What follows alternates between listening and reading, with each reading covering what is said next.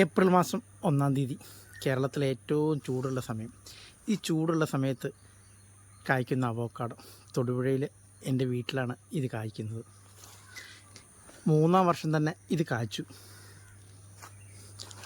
ഇപ്പോൾ ധാരാളമായിട്ട് ചെറിയ ചെറിയ അവോക്കാഡോകൾ നമ്മുടെ പ്ലാന്റിൽ ഉണ്ടായി വരുവാണ്. കണ്ടില്ലേ?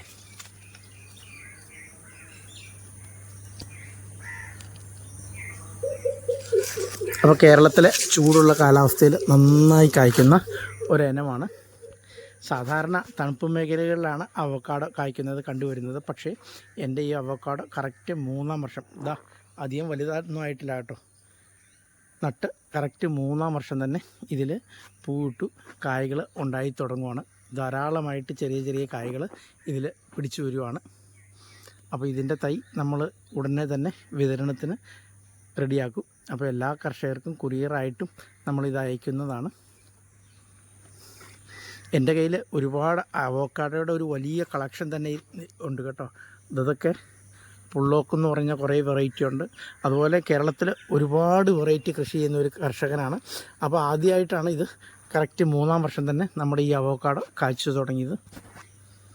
അപ്പോൾ ആദ്യം തന്നെ ധാരാളമായിട്ട് ചെറിയ ചെറിയ കായ്കൾ പിടിച്ചു വരുവാണ് നമ്മുടെ അവോക്കാഡോയിൽ.